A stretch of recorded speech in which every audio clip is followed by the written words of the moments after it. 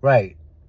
Who do we blame, right? That's what we're going to be asking with this game against the Colts. Colts gave this game away. It's clear. Defense gets turnovers. Caleb Williams throws for like over 350 yards. If he would have had the possession one more time, probably would have broke the record. Even though he broke the rookie record for most passing yards, would have broke the 400 yards for the first time ever for a Bears QB. Didn't happen though. I know we want to blame Shane Waldron. We should. We had that. Don't run the ball 4 to 5 times. First and goal, second and goal, third and goal, fourth and goal, fucking fifth and goal. Yeah, that's a huge mistake. You need to throw some passes in there. Get lucky with the DJ Moore, Hail Mary, literally at the 1 yard line. My bad. I mean, unlucky. And don't get a touchdown. Caleb did look better. But, this, first of all, I'm going to make a video for sure. This, Justin Fields is 3-0 and Caleb is this and that. Just stop it. I'll be honest. One thing I don't like about Bears fans, they're a bunch of big babies. It is what it is. Our team is the same. You should expect that. If you've been a Bears fan for 10 years and plus, it's the same. We can't score, but our defense is fucking magnificent.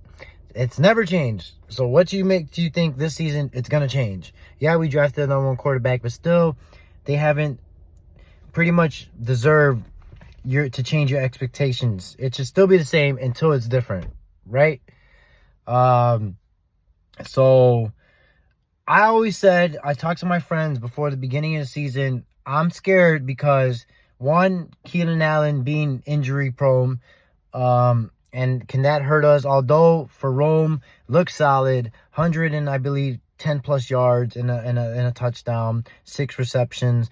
Kokomet solid. So right, we got wide receiver depth, but my fear is we don't have an elite coach. Matt, if you think Matt Eberflus is an elite coach, say it again and then ask yourself.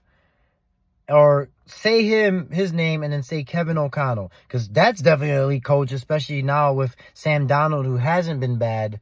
He's always didn't have a good chance pretty much in the NFL. Can have me quarterbacking and he'll still be 8-8 or 9-7. And right now they're 3-0. And they beat the Texans that just kind of beat us. Or the Bears. I don't play football.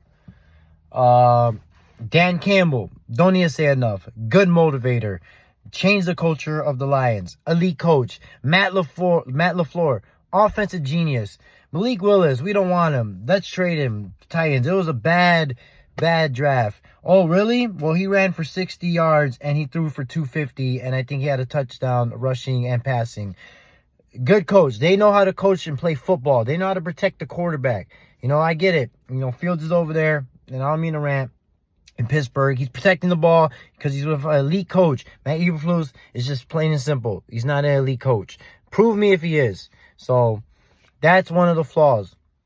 You saw it in this game, which is going to tie up my whole point of this, is because pretty much he wasted a timeout. How are you going to blame a guy celebrating their first touchdown ever in their careers? You're the coach. You should know you're going for 2 regardless of that situation, and you're down a touchdown anyway. So even if you don't get it, you have to at least go for 2 no matter what, because that you get 2 points, you're getting a field goal. You don't get 2 points, it's the same scenario pretty much.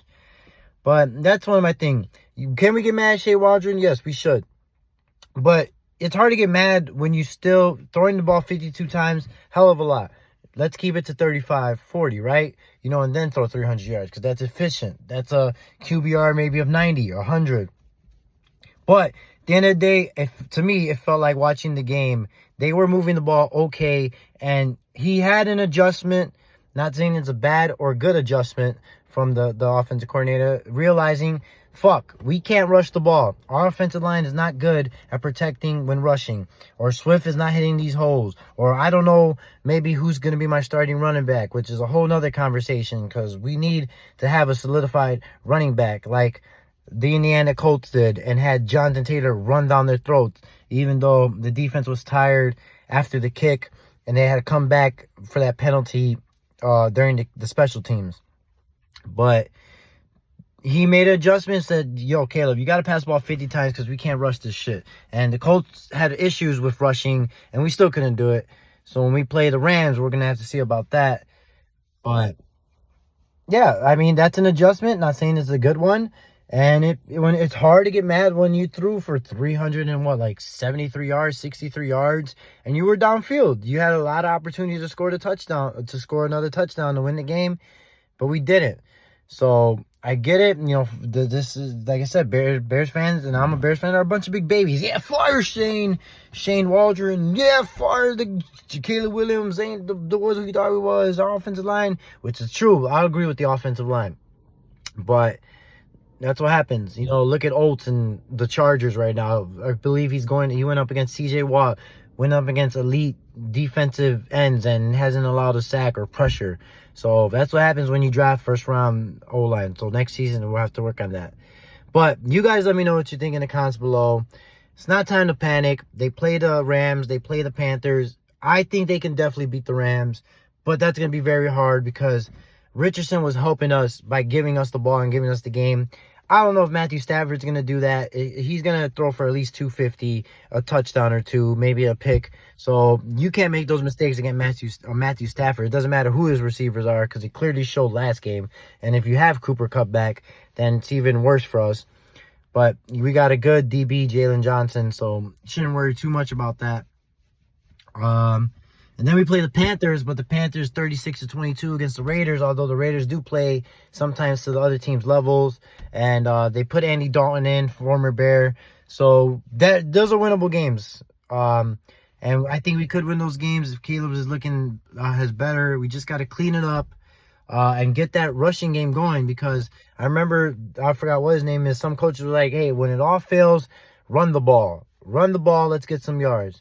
But other than that, let me know in the comments below what you guys think about the Bears game. Don't panic. I'll talk to you guys later. Peace.